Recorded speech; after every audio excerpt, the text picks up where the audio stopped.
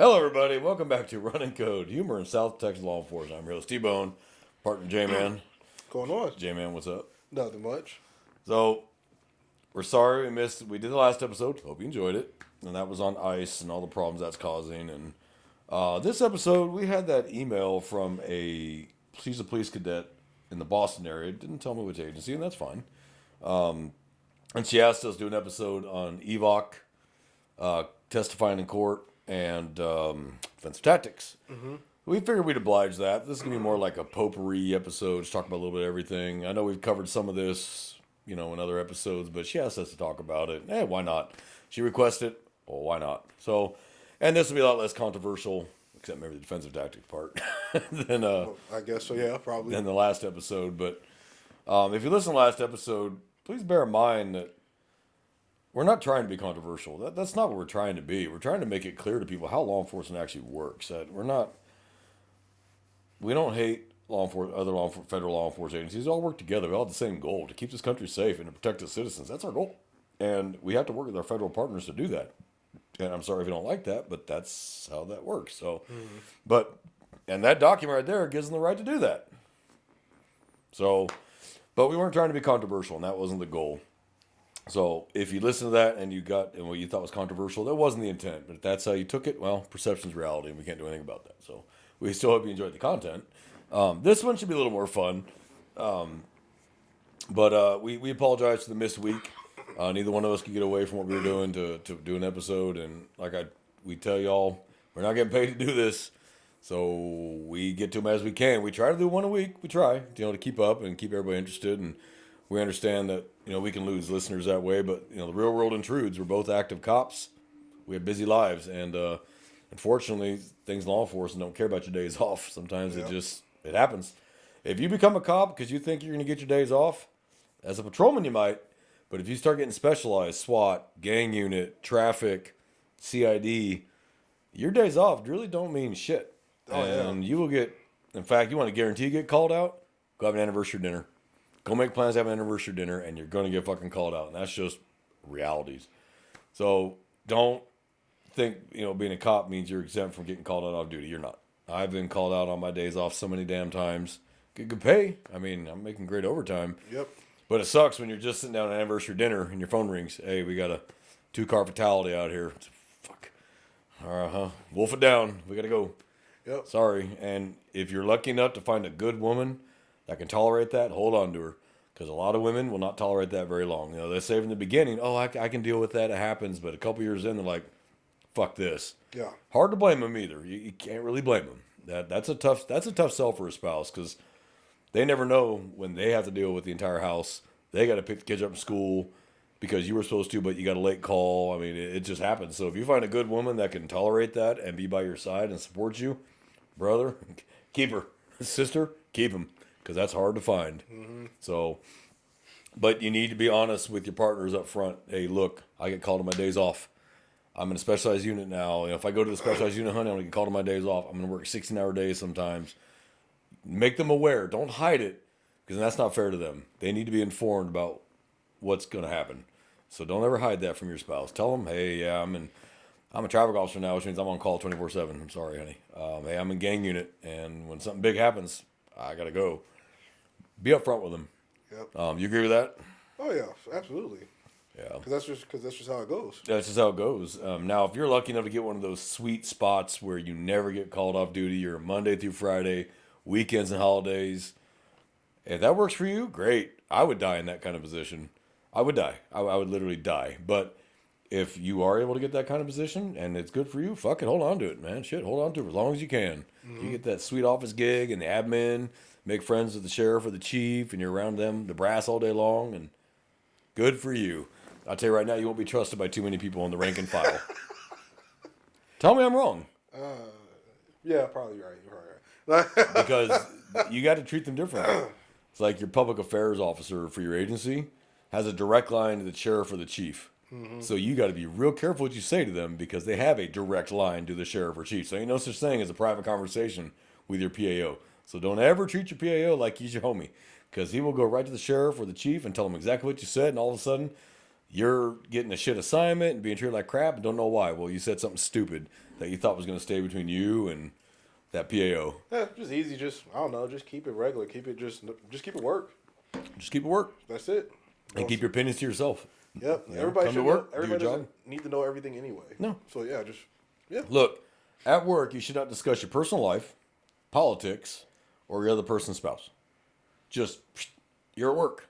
Yep. Okay, I'm not saying you can't be friendly with the guys you work with and chat and shoot the breeze, but there's certain subjects you just don't need to talk about at work. Just leave those at home. Yep. They don't even know what's going on in your personal life. Finances, problems with the family, problems with the wife, problems with the husband. Hey, we're having marital issues. Keep that shit to yourself. Now, if it's bad enough, you might want to let your supervisor know, hey, this is what's going on, just FYI. But you don't need to be walking around sitting in a roll call talking to all the other officers about what's going on in your personal life. Right. Never discuss your personal life with inmates or suspects. Ever. They don't need to know if you're married, single, kids, where you live, what you drive. Nothing. They can use that information against you later. Keep it to your fucking self. And I don't know how many times I've had to tell jailers or rookie patrolmen, what the fuck did you tell that guy that for? He don't even know that. Now he knows something about you. Like, they don't need to know that. This is what they need to know. Your badge number and your name, and that's it. And the agency you work for. That's all they need to know. That's dangerous. You start down that road, that's dangerous. That's where you start getting compromised. Because someone comes to you and goes, hey, man, I'll give you $50,000 if you give me the information on this confidential informant from narcotics. And don't think it don't happen. It absolutely happens. Oh yeah. So when you place yourself in that position because you ran your mouth, can't be real surprised at the results down the road. Keep it to yourself. Politics. Yep. We're all cops. But just because someone's a cop doesn't mean they think they had the same political views as you. And that can cause problems at work. It can. Because all of a sudden the guy you thought was really cool turns out he's anti whatever, you're pro. And now all of a sudden you guys are clashing. Over what? Stupid shit that has no place at work anyway. So, and keep that to yourself. And then don't ever talk about another officer's spouse. Yeah. Just, Just leave it alone. unless that's like your sister and he's married to your sister, whatever. But just by and large, politics, spouse, and personal life, don't talk about it at work. Yep. But today we're going to talk about EVO, which is Emergency Vehicle Operations, which is high-speed driving. Tahoes, Crown Vics. I had Crown Vic when I first started. Crown Vics, Tahoes, Explorers, Chargers, whatever you have. We're going to talk about testifying in court, what that entails, how that actually works, what's expected of you, so on and so forth. I know we've talked about that before, but I'll go a little more into it. And then defensive tactics, because that's what she asked us to talk about. So, this one's for you. Not gonna put your name out there unless you asked us to, and even if you did, I probably wouldn't put your name out there. That's no reason for that. So, EVO stands for Emergency Vehicle Operations. Cops drive all day. As a patrolman, you drive that car 8 to 12 hours, depending on which kind of shifts you have. You can do anywhere from 50 miles if you're in a small municipality to 300 miles a day. If you're a state trooper, you might drive 400 miles a day. Yeah. That's just the realities. Because of that, 5 days a week, the chances of you getting into a crash are a lot higher. Yep. Plus, unlike the public, when shit goes south, we hit our lights and sirens and get up well over 100 to get to the scene, whether it's an officer in distress, whether it's violence in progress and you got to get there and stop it, active shooter, robbery in progress, fatality crash, whatever it is, you have to get there with haste. Yeah. So we can't take someone untrained, throw them in a car, and then expect them to drive like that without some kind of base training, how to control a vehicle that large, that speed, how it handles, how it maneuvers, how it operates, how it stops, how it turns without training. So smart agencies put you through the high-speed driving tracks, put you into skids on purpose so you can learn how to get out of a skid, how to get high-speed stops, high speed through curves to maintain the curve, cut the apex, take it and come back out of the curve full speed. Some agencies even teach you how to drift. Like California Highway Patrol actually teaches their officers how to drift their cars. Right. That's got to be like tense as can hell for the imagine, instructors. Like, don't roll the car.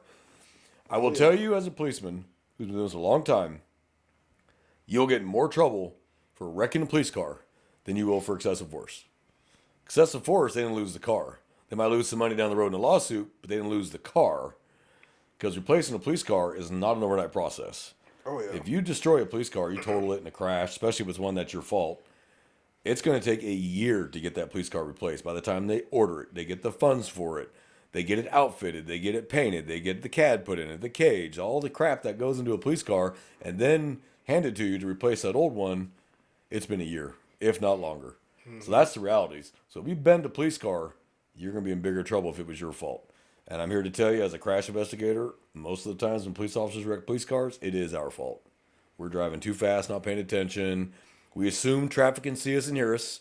They can't, and they don't pay attention. Or they just won't. Or they just won't. They just They're won't. like, whatever, go around me. Yield to it. Yeah, Yeah, just go around me. They know you're not going to pull them over because you're obviously going somewhere in a hurry. So they know they're not going to get pulled over. It's just, I only ever got to do that once. That's because I was in the back.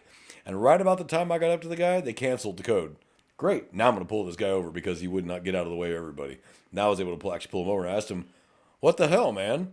You saw 5 police cars going by you, lights and sirens. They had to go around you on the right, which is dangerous. You don't pass on the right. Right. And he's like, well, I mean, you can go around me. Yeah, give me your license. Here's your ticket. Failure to ride away to emergency vehicle. So, and that's any emergency vehicle. Police, car, fire truck, ambulance. Yep. Those are police vehicles. Or those are emergency vehicles. Under Texas state law, they are authorized to exceed the speed limit when they are displaying lights and sirens. They're authorized to exceed the speed limit. Mm-hmm. So these people, well, how come you had to do 100 to catch up to me? Well, if you're doing 80 and I'm doing 65, if I do 80, I'm not going to catch you. We're going the same speed. So I have to exceed your speed to catch you. Yep. That's how it works. So if I got to get up to 95, 100 to catch up to you, I'm going to have to do that. It is what it is. We're legally 100% authorized to do that under Texas state law. Oh, yeah. Now, we need to have our lights on doing that.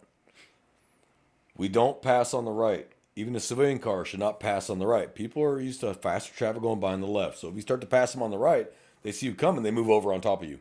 Yeah. So don't do that. Stay to the left, hit your air horn, make them move the hell over, and go by them. Mm-hmm. Okay? Because the minute you decide to go on the right, that's when they all of a sudden realize you're there, and they knock right into you.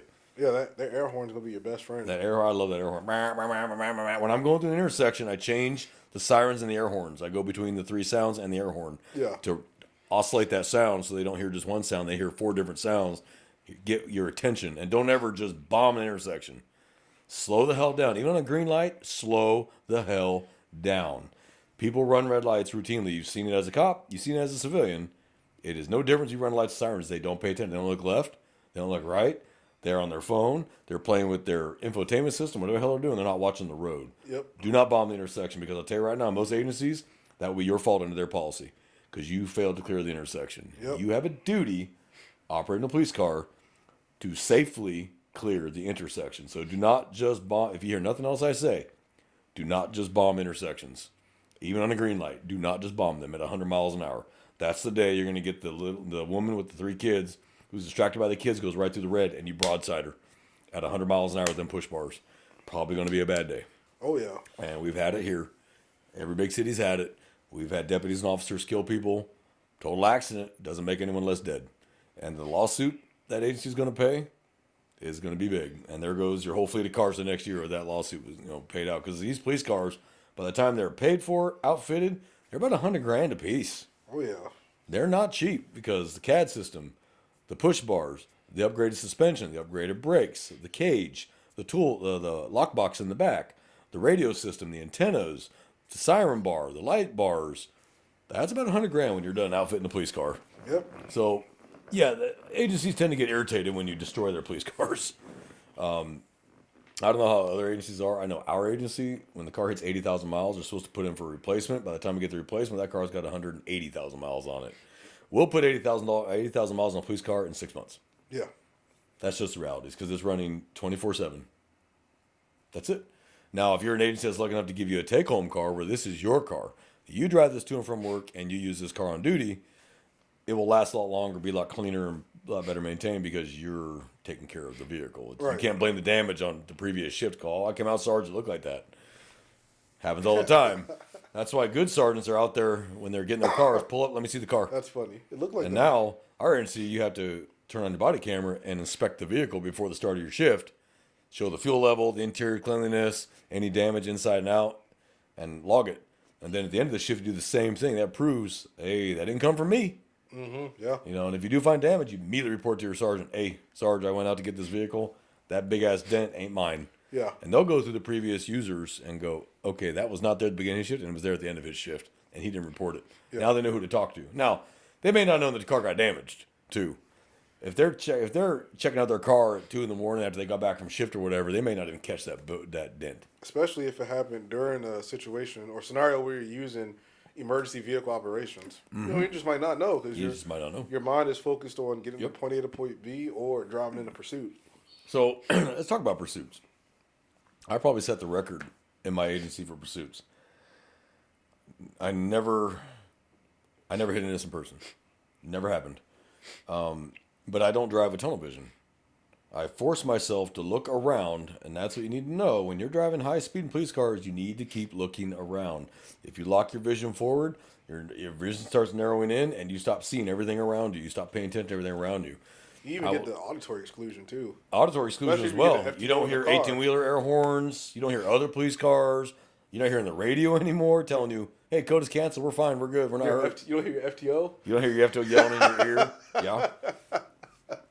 It is the pitch of your voice is correlative to the narrowness of your vision. So if you hear someone on the radio and their voice is getting higher pitched and higher pitched and higher pitched, their vision is narrowing at the same time. And that's when your supervisor is going to cancel you. He's going to tell you, cancel now, because he knows you're about 10 seconds away from probably having a crash. Yep. So I never got my pursuits canceled because I didn't sound like a little girl screaming on the radio. I stayed calm. I did not raise my voice. I was very clear about where I'm going, where I'm at, what direction, what the road conditions are, traffic conditions, speeds, and what the suspect vehicle is doing. And I stayed calm. And another pro tip for you Evos out there, keep your distance from the car you're chasing. Do not get right up on that car. One, he could lean back and start shooting at you. He might get you. The further back you are, the far less chance he's actually going to get you. Two, he takes an immediate turn and you weren't ready for it. You try to take the same turn and roll your car. Yep. Or you hit somebody. So keep about 100-yard distance. At that speed, you can see him just fine. There's no need to be right up on his bumper. Keep a 300-foot, 100-yard gap. And for Europeans, 100 meter. Keep your distance from other cars. Part of Evo is traffic stops. It really is. When you need to make a safe decision on where to light that car up. Yep. Just because you saw the infraction right then and there doesn't mean you need to turn on the lights right then and there. Think about the factors. How will it affect traffic around me? Will it freak them all out? Because I'll tell you right now, if I'm about to do a traffic stop and we're sitting at a red light, I'm not going to turn on my lights. Yeah, that's and dumb. siren. Because everybody freaks out and panics and just sits there. They don't know what to do. Or they just pull out in the intersection, get out of your way, and get broadsided by another car. So sometimes, let it breathe for a minute. Turn the camera on, but let it breathe. Once the light turns green, you get through the intersection safely, then light him up. Yep. That way he can get out of the way of traffic and get into a parking lot instead of entering the highway. So there's all sorts of factors, and we've all heard the term OODA loop. Observe, orient, decide, and act. You are making a million OODA loop decisions a shift. And everything that happens is another OODA loop, another OODA loop, another OODA loop. But in your mind, you need to have certain scenarios already played out in your head. If he does A, what am I going to do? Am I going to do B, C, or D? What am I going to do? How am I going to react to this? If he pulls over, I'm telling you right now, you're going to light people up on the highway, and they're going to stop in the middle of the highway. Dead stop, middle of lane one. They're just going to stop. Yeah, that's... You need to decide what to do. Do you go around them and keep going so that you don't get rented? What are you going to do? So you have to have constant decision process in your head. What do I do that is safest for me and the traffic around me and this person? Because once you light them up, they're in your custody and care and control. So you're responsible for them. You lit them up. So you need to factor this in. If I know there's an exit coming up, I may wait until we get maybe quarter mile from that exit. Then I'll light them up. That gives them time, if they're cooperative and they're paying attention, to move over and exit the highway. Can you do a traffic stop on the highway? Yes, you can. I've done a million of them.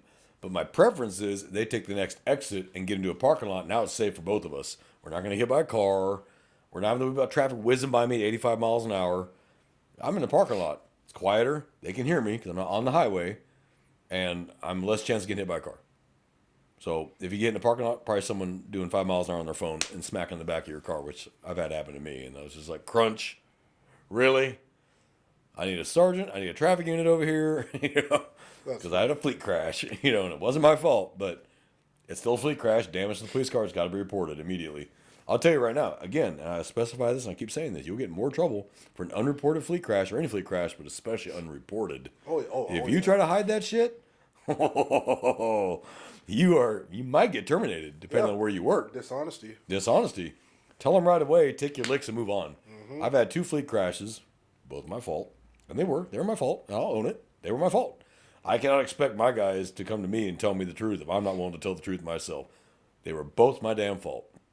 One was I was not paying attention. I heard another unit key up, and he sounded a little distressed. So I'm like, well, let me mosey over there and see what he's got going on. I pulled up to the stop sign. I looked left.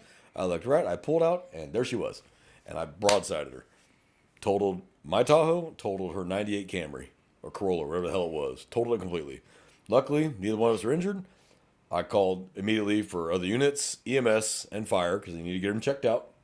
That's your priority. Check out the civilian you just hit. Make damn sure they're not hurt. Mm-hmm. And then I called the supervisor. It was my fault. Straight up my fault. I wasn't paying attention. And you know what happened to me? Nothing. I owned it. And I never heard a word about it. But if I'd lied, oh, it wasn't me, it was her fault. And then they get the camera from the back of the target. Yep. No, that was your fault. And you lied about it. Just always assume that there's always a camera. I know we said that before. There's always a camera. There's always a camera somewhere. And if you're dumb enough to think that no one's watching you and filming you, you'll find out the hard way one day. Think again. The day you decided to lie on that police report was the day the guy was filming you from across the street. Yep. And you may go down and do a FOIA request, pull that report and go, oh, that doesn't match what I got, and then they'll go to your internal affairs. And go, well, he said this, and here's my footage, and internal affairs is going, well, now we also need to notify PIU, because this is criminal, because you arrested somebody wrongfully. Oops. Now you got civil rights violation. You got untruthfulness. No integrity. You're never trusted again. Yep. Ever. If they don't fire you, which most agencies will if you end up on Brady or Giglio, they're never going to trust you again, and your DA's office may never let you testify no matter what. You could be the first that arrested a child rapist that you caught him in the act, and they'd be like, yeah, we can't have you testify. Yep. Because the defense lawyer is going to have that file and go, ladies and gentlemen of the jury, this officer is a proven known liar. And you can't undo that. Yep. Yeah, Brady is like herpes. You're there for life. You're stuck. You're done. You're fucked. So never lie. Just own it. Own your fuck up and own it. Just say, hey, Sarge, I fucked up. My second fleet was like 1 mile an hour ending. Like dunk. Just a literal dunk. No damage to either car. But I still need to immediately notify supervisor, immediately get EMS, check them out. So because they immediately will go, oh my God, a police car hit me, and they'll fall on the ground rubbing their neck. Just call EMS. Because they'll go, I don't need medical, I'm fine. They can't take that back. But you don't want to call them, and then they get home and then go, oh man, my neck hurts so bad. And they're calling Bear County going, you owe me $25,000 in medical bills. Yeah. Like, from what? I got hit. When? And then, oh, it was the other night over here. And then they call you, and did you hit a car? Yeah. Why the fuck didn't you say something? You got a problem. Own it. Just own it. You'll be in far less trouble. You may be in a little bit of trouble, but you'll be in far less trouble if you just own the mistake you made. Yep. Can't hide it. I know too many officers and deputies that have tried to hide the fact they had a crash. They either got caught because they were being watched by a supervisor who didn't know it, or a supervisor happened to be driving by when it happened, and they might go, well, let's see if he reports it. It could be an integrity test too. Yeah. And some agencies do integrity tests. They will have civilians try to bribe you or offer you crap to see if you'll take it. Some agencies do. I know LAPD does integrity tests. They absolutely do integrity tests. They'll have civilians try to bribe you, to see what you'll do. And I don't think there's anything wrong with that. I think that's fine. Let's find out.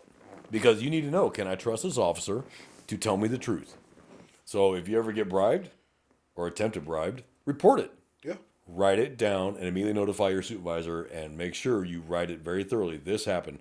He or she offered me XYZ. I told him no, hell no, kiss my ass, fuck off, whatever the hell it is, and I notified my supervisor immediately and wrote this report. Cover your ass. Yep. That way, when the person goes to IA and goes, I bribed him and he took it. Well, we have the camera. We have the report. And he called the supervisor immediately and it's on camera. So now you're lying. Nice try. Cover your ass, because I'm telling you right now, no one else is going to cover your ass for you. That's true. No one. You're on your own. That's true. Good luck. If you rely on other people to have your back, that's a lot of faith to have in somebody else. Yeah. I don't have that kind of faith. I've learned the hard way not to have that kind of faith over the years. Just assume they're going to fuck you first chance they get to protect themselves. Yeah. Because humans are selfish by nature. And they will That's absolutely throw you to the wolves to protect themselves. 100%. So just Good advice. It is good advice. So as far as Evo goes, what you don't seem to understand, and what a lot of cops don't understand, is every day we get into our personal car, we don't inspect it. We just get in it, start it up, drive off. Very rarely do we actually walk the car. Right. Check the tires. Check the lights. It's really hard to go around and give people tickets for lights out when you got a headlight out. Yeah. Or a brake light out. And now you are the jackass. Yeah, it's not for a headlight out and you look back and your Tahoe has a light out. And they just look at you like, you might as well give a warning. Don't even give a ticket. Can you still give a ticket? Yes, because you're not responsible for that car. But in reality, how does it look? Yeah. You give me a ticket and you have a light out and you're a police car. Okay, you're right. So inspect your vehicle. One, make sure there's no evidence left in the car from the previous shift. Oh yeah. We've had that happen before. They've left drugs, weapons that prisoners are thrown on the floor. They didn't search a prisoner and rather they get to jail, the inmate tosses it or the suspect tosses it on the floor of the police car, so they don't have it when they go into jail and catch another felony.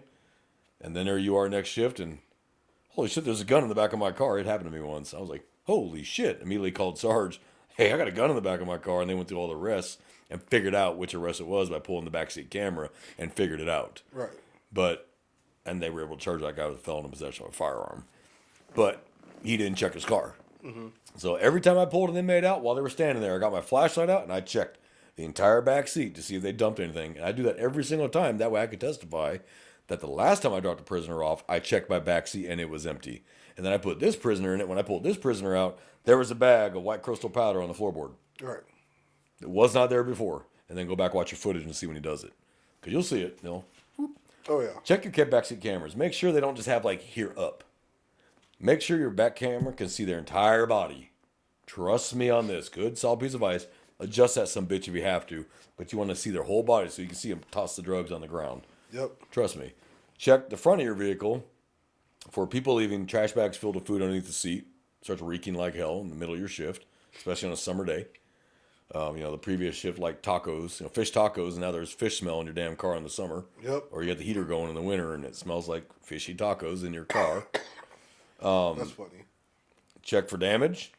Check your tires. Make sure the tire pressures are where they're supposed to be. That is a safety thing people do not realize. Side of that door is a data plate, and it says what the tires are cold. Those tires should be that cold, because if you start pursuing somebody on a July day, and your tire is cold, so it's at 35, and they were at 45 cold, and your tires are getting closer to 55 now, you have a chance of a blowout. Yeah. At a high-speed blowout is not a good thing. Oh, Hard to maintain control at 90 miles an hour, 100 miles an hour with a blown out, especially a front tire. Oh yeah. You lose that steering ability, and you just start sliding on the rim. Check your tires. Check your lights. Make sure your siren works. Make sure your lights are working. Make sure your radio's working. Not your good times radio, the police radio. Make sure your CAD's working. Make sure your ticket writer's working. Now, can you live without a ticket writer? You can. Get out the old-fashioned ticket book and get ready to write by hand. But check all these things. Make sure the passenger seat belts or the back seat seat belts are working for inmates. Make sure the driver's seat belt and passenger seat belt in the front compartment are working. Inspect your vehicle. It's your life in that car for the next 8 to 12 hours. Yeah. Inspect the damn thing. Yeah. If you got a bald tire, don't take it out. Our agency, we have a whole Connex full of tires. We just go change the tire ourselves, or we'll call the tow truck company. Hey man, come on, change my tire. And they'll come and change it for you. But don't take a bald tire out. That's the day you're going to get in that high speed. You're running to back up a deputy. That sucker blows, and away you go. And Yep. you've lost total control in traffic, bouncing off cars. Don't think it doesn't happen, and don't think it won't happen to you. It will absolutely happen to you. The clock is just ticking. So, and the longer you're on the street, the more your odds go up. Yep. And that's just realities. So Evo is such a crucial part of our job because we rely on these cars to get us from A to B safely. And we are responsible for not only ourselves, but we're responsible for the public around us. And how you drive can have a direct effect on whether you're going to have a job at the end of your shift or not. Oh, you're absolutely right. Yeah, I would hope so. And as a crash investigator, because I get called out on major fleet crashes, I have to come out and do the investigation. I will tell you that almost all agencies now have their vehicles chipped, GPS tracked, the whole smash, how fast you were going, where you were at. You can't turn it off and you can't pull it away. It's in the car. And most of my agency has 3. Our agency has 3 in each car. You're not getting rid of it. And I have access to that as a crash investigator. So when you tell me it wasn't speed, I log in, pull the unit number, and look at the time and go, you were doing 92 miles an hour in a 65. What kind of call were you going to? Because this was a civil matter. Why were you running code 3 speed with no lights and sirens and doing almost, 30 over the speed limit? That's a hard question to answer. Yeah. That's a very hard question to answer. And you're going to have to answer for that question, especially if it was our fault. Yep. 100%. If you were in the car, oh, yeah. And I'm the one who has to go up and ask, hey, man, what happened? And I get lied to. I'm like, dude, stop lying to me, man. I can read the roadway evidence. You need to tell me the truth because I'm the investigator on this case. Please don't make this criminal. Tell me what happened. Oh, no, I didn't do nothing. And then I pull the body camera, the dash camera, the AVL, the GPS, pull all that data, pull the Berlin, the CDR out of the car, read that, and go, well, Chief, so it turns out he was doing 98 miles an hour and a 65 to a non-coded call. Why? You're going to get there. Look, there's a saying in law enforcement. You can only handle one call at a time. Yep. That's all you can do. So don't rush. There's going to be 20 more calls waiting after that one anyway. Yeah. So what are you rushing for? Very true. Get there, handle business, leave. But you are legally required to drive like everyone else does unless you are in a coded situation and a supervisor has given you approval to run that. Mm-hmm. That's it. You have to maintain the laws like anyone else. You can't go hauling ass, no seatbelt, no signals, cruising through traffic, speeding. How does that look to the public? Because you're going to pull them over tomorrow doing the same exact thing. He's like, I saw you yesterday, asshole. You didn't have your seatbelt on. You got to have your seatbelt on. You got to wear it, one, for safety, because we're not immune to the laws of physics just because they're police officers. We die in car crashes. The three things that kill cops are what? Car crashes, gunfire, and cardiac. Yeah. Fitness. Yeah. We die in police cars a lot from crashes. We're not immune to the laws of physics. We think that because we're cops, I have a better reaction time. Yeah, you do, but physics are still physics. Mm-hmm. And if you go past the point of no return, doesn't matter how good you are. So, seatbelts. And I see officers not wearing them, like, put your fucking seatbelt on. Now, if you're pulling up to the scene, take it off before the car stops. Okay, but you're in a residential neighborhood more than likely. Okay, you can, like, in residential neighborhoods, I have my seatbelt off, but I'm doing like 15, 20 miles an hour. Yeah. Okay, I'm coming up near the scene, either the suspect's in the area, and I'm keeping an eye out for him. That front seat becomes your coffin. Yeah. Can become your coffin. But if you're on the highway or regular roadways doing, the 35, 45, 55, 65, whatever, wear your damn seatbelt. Okay, have common sense when to take it off. But when you're driving on patrol, wear your effing seatbelt. It will save your life. I promise you. Mm-hmm. I've worked a lot of police car rollovers where the officers walked away because they're wearing their seatbelt, and I worked one where the officer was not wearing a seatbelt, rolled that Tahoe, and was severely hurt. He bounced around the interior, and the interior had the rifle and shotgun right here, and the cat right here. He bounced off all that as he bounced around the car. That had to hurt. That had to hurt like hell. And he was pretty banged up. He was out for several months. If he'd worn a seatbelt, probably wouldn't have had a scratch. Yeah. He'd been a little sore, but that'd have been about the end of it. Hey, take 24 hours. See you Friday. So Evo is very important, and if you have a good law enforcement academy, like a really good police academy, they're going to stress the hell out of that. Yep. One, they don't want damaged cars. Two, they don't want you hitting a civilian. Three, they don't want you getting yourself hurt. And four, because you have to be able to speed sometimes, they need to know that you can handle that kind of responsibility, because it is a great responsibility to drive 100 miles an hour running code through traffic, lights and sirens, in the dark, in the rain. They need to know you can know when to go. I don't even do 100. Let me slow it down to 80. Yeah. It's raining. Let me slow this down a little bit. You don't even do 100 in the rain. Oh, yeah. You don't even go 100 in the rain or the ice. Especially pursuits in the rain, or unless it's like something like. You got to know when to let it go. Yeah. Know when to let it go. This was the hardest problem for rookie officers, is knowing when to just let the pursuit go. Most agencies, your supervisor will terminate or continue your pursuit. I know DPS, the decision to terminate the pursuit rests with the initiating trooper. He's the one who can, or she can say yes or no. Supervisors won't gainsay him. It's your call. But they trust you to make the right call and go, yeah, I'm terminating this. If you know you're coming up on a school zone at 100 miles an hour that's active and the school's getting out, you should probably terminate that pursuit. Yep. And put it on the radio, turn your lights out, put it on the radio, and turn the fuck around. Like, I am not chasing him any longer. After that, it's now on him. Yep. But if you chase him through that school zone with lights and sirens going 100 and he kills a kid, that is absolutely going to be on your agency. 100%. They're going to blame you. 100% they're going to blame you. So don't do that. Know when to let it go. Don't let your pride put you into a jail cell or a coffin. Let it go. I've had many pursuits where I was like, you know what? This ain't worth it. We're coming into downtown. Heavy traffic. Yeah, this isn't worth it. He's running. Yeah, I was only pulled over for expired registration. We know he's not running for that. But I don't know what the hell. I don't know if he's a murder suspect, whatever. I'm not going to kill somebody over this. Let it go. Now, if we're going south and we're getting away from the city on an open highway, well, then let's run. But it's all going to be. Is it day? Is it night? What's the traffic like? What's the road condition like? Is it hot? Is it cold? Is it raining? Is it ice? There's so many factors that go into this. You have to make the call. And if you make the right call enough times, your supervisors start trusting you to make the right call. And I've learned that. My supervisors learned that I do know when to let go. I don't let my ego drive that car. So I had pursuits authorized that normally they might not authorize it because I'd built their reputation as making smart choices and knowing when to go, you know what? Call today. I let him go. Terminated pursuit. Last seen southbound. Notify the next county. Notify the next city. Whatever it is. Maybe they'll get him. He'll stop somewhere at a gas station. They'll see him or something. Right. Or once the helicopter's overhead, there's another one.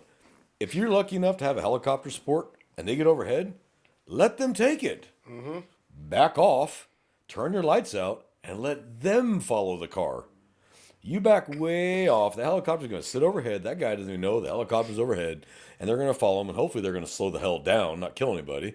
And they're eventually going to exit the highway, go through a neighborhood, pull into a driveway, and he's going to be right overhead going, okay, we're at this address. The driver's got out wearing a white t-shirt, blue jeans, and a red hat. Walked into the house. Now we get to the house. Bang on the door. They don't answer it. We surround it. Get a search warrant. Bang the door open, and there he is. Come here. You're under arrest. No one's hurt. No one crashed. Problem solved. Yep. So make smart decisions. So we did an entire 35 minutes just on Evo. Yeah. But that's how important it is. No, it's very important. It's one of the most vital things you're going to do. And let's do it out of order. Let's go defensive tactics because Evo and defensive tactics and then testifying in court. Okay. So A also asked us to talk about defensive tactics. There's many different schools of thought. I will tell you, jiu-jitsu is probably your best bet as a police officer, learning how to control a subject and get them safely into handcuffs because the ultimate goal is to what? Cuff them. Cuff them, yeah. Get them under control. No one's hurt. You're not hurt. They're not hurt. No use of force. No one's got a broken arm. No problem solved. Dust them off. Give them a cigarette. Give them a bottle of water. Whatever. Get down to the jail. Call tonight. You're good. Versus you break their arm, break their leg, or you have to mash them because you don't know any other control tactics. You just start punching them in the face. Yeah. Now you get down to the jail and their whole face is mangled up. Was it legitimate? Yeah, it was legitimate use of force, but he's all mangled up. Yeah. Versus you get him in a takedown, you hold him just right, and maybe another officer over there to get him under control, get him cuffed with you, and you good? Yep. All right, man. So jiu-jitsu really, really is your best bet. Any type of, like any grappling sport, really. Wrestling. Catch wrestling. Yep. Brazilian jiu-jitsu, mixed martial arts, any kind of defensive martial art. Yeah. Not offensive martial art. Your goal is not to hurt people. Like the kumite. I don't know what that is. What the hell's that? You come up with weird shit. You know that? What is that? I don't know. It's like some just joke, like some martial art, like contest where the deadliest martial arts, like I guess they all just practice it. These practitioners and they battle one another for it. Kumite. Okay.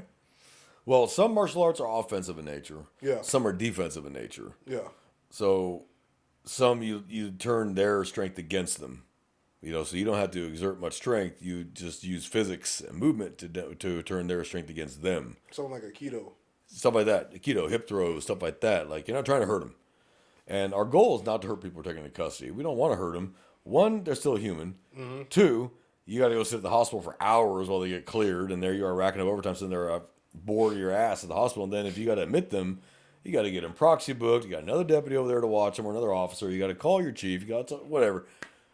Dude, our goal is not to hurt people. Now, sometimes it's unavoidable. You fight them hard enough, long enough, and you're by yourself, it may end up having to happen. It is what it is. But you have to know how to control a resistive subject. Now, bear in mind, and you're going to hear this at your academies, at least you should, you don't have to win the fight. You just can't lose the fight. Mm-hmm. Hold on, help's coming. So if you can just get them on the ground and then get them safely just held there, and trying to let them go to get the other arm, you're going to have to let them go. What's wrong with just holding them? Yep. Get on the radio and go, okay, I've got him down on the ground, got him under control. I need another unit here to get him into cuffs. As soon as other officers get there, get that other arm. Get that arm under control. You got this arm. Get this one cuffed. You're done. Now search him and get him up. Yep. It's cuff, then search. I don't know why I keep seeing this reversed. It's not search, then cuff. It's cuff, then search. Yep. And I don't know why I keep seeing that get reversed. And it boggles my mind. Because while their hands are still loose, they can still hurt you. Yeah, it's true. So you go to reach for that gun that's in their crotch, and they go down for that gun. Now you're both fighting over a gun. Cuff them first. Now you got control over them. Now you can go, stop it. Hey, stop. You chicken wing them, which means you run your hands up the back of their arms between the cuffs and their body, and you can just do this and chicken wing them, and they're not going anywhere. Like a Nelson. Like a half Nelson. And then search them. Yeah. Search their crotch. Search their crotch. Search their crotch. It has nothing to do with sexual orientation. They will hide stuff down in their crotch because they know another man does not want to touch another man in the crotch. And so they'll hide it right down there. Guns, drugs, knives, cell phones that they don't want to take into the jail. They'll hide it in their crotch. Because, and here's how you know when someone's trying to hide some shit from you. As soon as you start reaching down there to search them, and believe me, convicts know they're going to get their crotch searched. They've been through this a million times. So they know you're going to search their crotch. Before you even start getting near their crotch, all of a sudden they're accusing you of being gay and liking it. They're hiding something in their crotch. You need to force them up against that car, and you need to search their damn crotch thoroughly. That is where they're going to hide the guns, drugs, knives, and cell phones. Okay? It has nothing to do with sexual orientation. But you better search it, because we find guns there. So I reach up under there, dunk, dunk, and be like, either you have iron balls, or you have something else, or you've grown a third nad, and it's that bag of meth. I found a gun that way. Yeah. It was like just, he had it like tucked, but it was kind of more inside his crotch area. And when I was getting to the front of like patting him down around there, was he was like already starting to turn he's away? edging his body away. Yes, And then he was like, "Oh, officer, I gotta tell you something." Yeah. Like, "Oh, what is it?" It's like, "I got a gun." I got a gun. Yeah. Yeah. So pay attention to body language when you're searching somebody. Pay attention. They will turn away from you. When you start reaching around the front, they'll start turning their body away from you. Yep. That's a clue. That is a clue right there. Shove them into the car and search them. You are in charge, officers, not the suspect. You dictate the search. You dictate where they stand, where they sit. I'll make them open their legs like this, wide as I can get them. Spread your feet. Spread them. Spread them. Spread them. Spread them, and I'll kick their feet out. Spread them. I'll have them down damn near like a Y. Okay, now don't move. That way they are completely, and I'll just hold them back like this. They're completely off balance. Yep. They cannot get up and run from me, and they cannot fight me. And then I'll just start the whole search. Start up here. Check the collar. Check the armpits. Go down the sides. Check the crotch. Go around the waistband. Don't stick your hands in their pockets without feeling the outside of the pocket first. You're going to find a needle, an uncapped needle. Right in your finger. Or a razor. So don't, feel the pocket. Squeeze it. Squeeze it like this. Squeeze it and feel. Nothing wrong with that. Don't ever stick your hands where your eyes ain't been. If your eyes ain't been there, don't stick your fucking hands down there. Yep. Be thorough. Make them take their shoes off. Hey, man, kick your shoes off. Kick your socks off. You'll find drugs in their shoes. You'll find weapons in their shoes. Razors, knives, guns. You'll find all that crap in their boots and shoes. It's there. They'll have it to the bottom of their foot in flip-flops. Hey, man, lift your right foot. What is that? And it's funny when people try to conceal like stuff on their shoes, they'll take it off, but they'll immediately try to like scrape it across the ground, or they won't lift their foot all the way. It's so obvious. And I make them, dude, lift your foot now. And I reach down and grab their ankle and lift it up. Like, okay. So you have to be very, very, very thorough. I've never been offended if I just pass, say, a subject off to J-Man and he searches him. That shouldn't offend me at all. That shouldn't offend me one damn bit. That's just good policy. That's just good practice. He is not going to take a suspect from me, no matter how well I've told him, hey, I searched him good. That's an idiot of him to take me at my word. He needs to make damn sure that I did it because it's his safety and it's his ass. And he gets down to the jail and, hey, man, this guy's got a gun in his crotch. He would call me like, what the fuck? Oh, yeah, I didn't check his crotch. I've just put him in danger. He gets his hands in the front, pop, shoots him in the back of the head. It happens. It has happened. It 100% has happened before. There's many, many videos of suspects having a gun in the back seat. There was that famous one where they were sovereign citizens. And the guy they hadn't searched him. He had 2 guns in his fucking pants. 2 guns. And he was telling them, you're kidnapping me. I'm going to use deadly force to protect myself. I'm like, yeah, whatever. Shut up. And he got that gun out and shot both officers in the back of the head. Killed them both. So that was their oops. And it cost them their lives. And it sucks. And that dude, of course, survived and went to prison. Nobody shot him. He gave up when all the other officers got there. So search them thoroughly, top to bottom. Hair, run your hands through their hair. If they have big hair, they will hide shit in that hair. They will hide weapons, they'll hide knives, they'll hide razors. Absolutely they will. Anywhere. Make them open their mouth, lift their tongue, all that crap. Right. You may go, man, you're doing too much. Okay. Don't heed my words and see if it comes back to haunt you down the road. When the suspect, inmate, AP, whatever says you're doing too much, you're usually doing the right thing. Yeah, and you're not doing enough, actually. Yeah. If they tell you you're doing too much, that's because they want you to stop. Yep. Which means you're on the right track. Oh, yeah. So you go, hey, man, I'm paid to do too much, and keep going. Yep. And they'll, oh, you're doing too much, man. You're going all this extra. You're being all extra. Yeah. Yes, I am. That's my job. And you won't be the officer taking a gun into the jail or a knife into the jail or drugs into the jail. Yep. And you did your job. You found the gun. Hey, that's your job. We don't introduce contraband into the jail. I say that, but that's where most of it comes from is jailers bringing this shit in or officers not searching their prisoners thoroughly. Yeah. It's one of the two. So it doesn't come in there. It doesn't materialize out of nowhere. It was brought in somehow. But defensive tactics, you got to know if you are, and I'm not knocking female officers. We have female officers in our agency that I wouldn't fight. Absolutely not. Because I know they'd mess me up bad.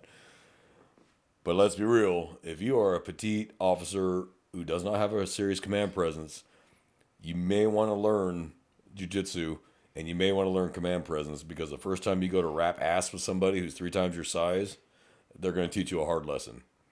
And you better hope you have backup there with you. There's a very famous video of that female officer, I think it was Georgia or North Carolina, something like that. It was a traffic stop on the side of the road. She was wearing green, so it's East Coast somewhere, Florida, Georgia, something like that. Mm-hmm. She went to cuff that dude, he turned around and laid her out. And then he stood over her, just pounding her face in. Oh, that's right, and took her gun. And took her gun, but he drove off with his car. Yeah. But he took her gun. He didn't kill her. Yeah. Luckily, he didn't kill her because usually that's usually what happens. Like, well, I've gone this far, pop. He just took her gun and drove off in his car with his little girl. Bye. And the girl's screaming, Daddy, Daddy, stop. The daughter's panicking because she wasn't prepared for it. Right. So I always prepare for that. And I feel their body. You will feel them tense up. You know it's about to start when they start tensing up. Mm-hmm. And I'll ask them, hey, man, why are you tensing up for? They usually breaks that OODA loop and they, oh, I'm not. Relax then, man. Just relax, dude. You know, get them in cuffs. Get them fast into cuffs. Cuffs can always come right back off. I'll tell you right now, if they are not allowing themselves to be cuffed, there's a reason they're not allowing themselves to be cuffed. Criminals who have nothing to hide and they're not going to run don't have a problem being cuffed. Yep. But the ones that have something to hide or they need the freedom to run, they're gonna do everything they can to keep getting put in those handcuffs. So when they're resisting just being put into cuffs, you have a bigger problem. Yeah. There's something else going on. So please heed my words and hear me when I tell you this. So that's defensive tactics. Basically, do what you can handle. Pretty much.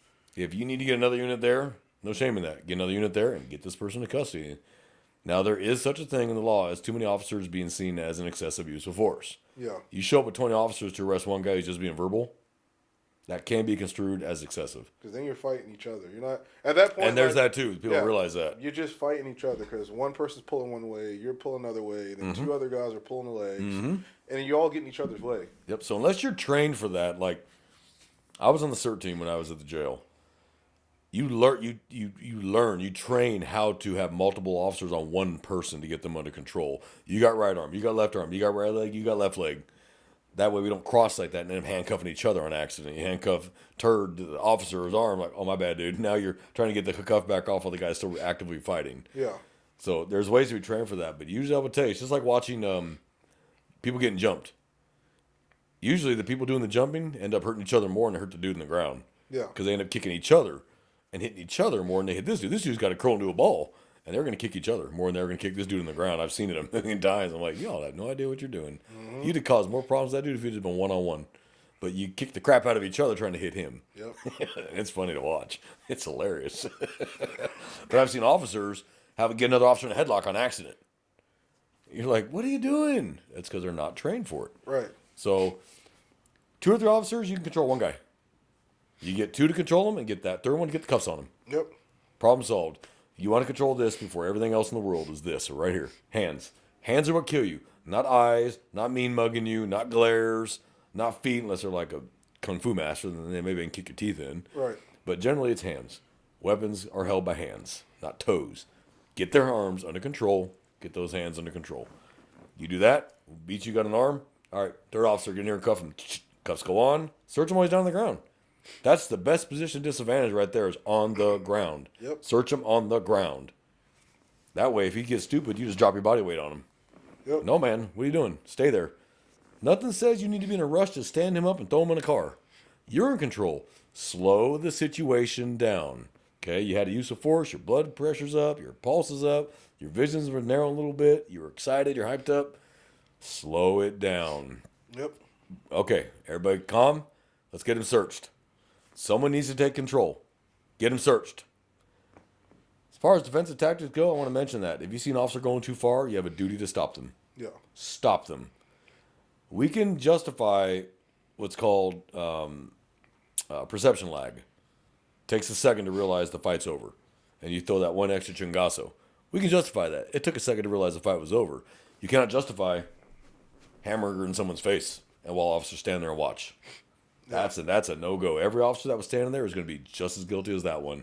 Mm-hmm. And they may not face time, but they would definitely be terminated. But that officer's going to face time. Yeah. So you have a duty. If you see an officer who lost his temper, because that could be you next time, grab him and pull him off. Hey, it's enough. It's enough. Stop. Okay? You have a duty to do that. And you may have saved his life and his career, because one day it might be you. And he'll pull you off and go, hey, man, stop. Chill out. We all lose our temper sometimes. You get that one guy that just pushed the right fucking buttons, and the fight was on, but after it's over, you're going to show him who's boss. We don't show people who's boss. Okay, we use our arrest authority correctly under state law and Supreme Court guidelines and policy of your agency. You take them into custody. It ain't fucking personal. Yep. I know it's easy to say that, but it ain't personal. Just arrest them and be done with it. So that's DT. Defensive tactics, we call it DT. Last one, and I'm only going to hit it for a little bit because we have talked about it before, is testifying in court. And go back, because I think I did a whole episode. I think, yeah, we did. So just be professional. Trim your beard if you have a beard. You know, have your hair, get a haircut. You know, be clean your nails. Because jurors have nothing better to do than stare at you on the stand. Yeah. Wear a clean uniform. You should have food in your mic. Mustard stain in your shirt. Your boots should be clean. Your uniform should be clean. If you're in a suit, wear a correctly fitted suit. Not the big old. Yeah. If you're a patrolman who's only got one suit, just make sure it's correctly fitted. Yeah. You know, that's all you got to do. Now, some agencies require you to wear a suit. Some agencies require you to wear your, duty uniform that you were wearing that day. Whatever. Make sure it's squared away and presentable. Speak clearly, calmly, and concisely. Yep. Don't answer a question they didn't ask. Don't expand the answer to something they didn't ask and get yourself in trouble. Keep your answer short. If it's a yes or no question, answer yes or no. Yep. Don't yes, but just yes or no. Don't ever lie. Not once. If you don't know, say you don't know. Don't make some shit up and get your ass in deep shit for lying on the stand. Yep. You don't know? I'd rather be thought of as ignorant than a liar. Yeah. I'd rather be thought of as not having the knowledge versus, oh, he's a complete liar. And my client, so if he lied here, ladies and gentlemen of the jury, what else did he lie about? Yep. How much did my client really actually do? That is very true. And that's exactly what you're going to hear out of the defense attorney's mouth, right to the jury. Ladies and gentlemen of the jury, this officer has lied on the stand, which means he lied when he arrested my client. That my client did not actually do these things that he claimed he saw my client do. Mm-hmm. So now you have a mistrial, an acquittal, probably. You're in deep shit on the Brady list. And the judge can order the bailiff to take you into custody for aggravated perjury. Yeah. Bailiff, arrest that officer. The judge can do that right then and there, and they'll write their own warrant right then and there. The judge will handwrite their own warrant and sign their own warrant. Book them. You're fucked. Your career just ended right then and there. So if you don't know, just say you don't know. Yep. That's the hardest sentence for cops to ever say. I don't know. That's the hardest sentence. The hardest phrase for any police officer is, I don't know. It's like they think they're going to melt if they say, I don't know. Like, we had a saying that my homicide sergeant always said, and he was right. You don't know what you don't know. That's true. So you don't know. So, well, officer, were you aware of Officer so-and-so did this over here? I was not. I didn't know that. Well, how come you didn't know it? Because I was over here. Yeah. So, no, I don't know. You have to ask that officer. That takes responsibility off you because you're not answering for another officer's actions. Yep. So answer for your actions and what you actually observed happen. Not what you heard about third hand. What did you observe? And you say, look, I was told about it, but I didn't see it. Because they'll say, well, were you told about it? Yes. What did he tell you? Well, he told me this. Did you see it? I didn't. That's their honest answer. Always be honest. Always. You know, because there are people who think that cops always lie in court. Always. We're always lying. Period. Everything we say is a lie in court. Everything. It's not true. But that's the public thinks. All it takes is one officer getting caught doing it. Yep, they all do it. See? They all do it. No, we don't. But officers get scared of looking like they don't know what they're doing, so they lie. Yeah. And they make something up. Well, you just fucked yourself. You fucked the DA's office. You fucked your agency, and you let the guy walk free on the crime he actually committed. But that whole case is now tainted. So no judge is going to allow that case to continue. They'd rather just let him go than try to push that. And if he does somehow get a conviction on appeal, shit's going to fall flat. Yep. It's going to get overturned. Yep. So don't ever lie. Just call today. It's not worth it. Yeah. Not worth it. Hey, I don't know. If you wrote a half-ass report, own it. Just own it. Hey, I was middle of the night. I was tired. I was like 12 reports in. I was exhausted. That's better than lying. Yeah. You're a human being. Juries can be sympathetic to human beings. They will not be sympathetic to a lie. Mm-hmm. You've wasted their time, the court's time. You wasted everybody's time. And in their mind, shit, was this guy really actually innocent this whole time? You know, and they get a little irritated by that too. Yeah. And judges really get irritated by that. Oh, yeah. Because you wasted their time. You wasted the court's time, and it's precious time because they have 1 million cases, and you wasted the court's time, and they don't like that. Judges tend to get really vindictive too. Judges will come back, and they will remember you. Mm-hmm. So when you come to them to sign a warrant, I don't want to talk to you. Go find another judge. Yep. Like, shit. So make friends with judges. I'm friends with the judges downtown. I get along with all of them just fine. I know my limits of judges. I'm very cautious with them because they hold a lot of power. District court judges hold a lot of power, but they're elected. Yep. They're in that position. So that's basically in a nutshell, really, today's episode, which was EVO, defensive tactics, and testifying in court. And we did a whole episode on court. So go find that one, and that'll give you everything you need to know. We've talked about fleet crashes, which is part of EVO, but we want to kind of foot stomp a few things. And defensive tactics, I don't think we ever really discussed DT. No, not really. I think we talked about it, but we never actually in-depthed it. So that's today's episode in a nutshell. I hope you enjoyed it. Maybe learned something from it. Just remember that your ego can write checks your ass can't cash, and that would be the end of your career. Yep. So don't let your ego be in charge. Take the ego and emotions out of the equation, and you'll never get in trouble. We don't cause pain on purpose. We cause pain for compliance. As soon as you get compliance, stop the pain. Because now you're going past compliance into deliberate indifference and causing pain and suffering on purpose. Mm-hmm. Direct civil rights violation. You went right past the legal, right into the illegal. Yep. So there's a line there. Don't cross it. So if you want to email us, you want to hear about a topic, you want us to talk about something, you want to bitch at us, say we got something wrong, fine. Email us at runningcode2023@gmail.com. That's RUNNINCODE2023@gmail.com. Don't put the G in there in running. If you want to leave a comment on Facebook or, a YouTube, feel free. But remember, it's public, and we'll talk about you.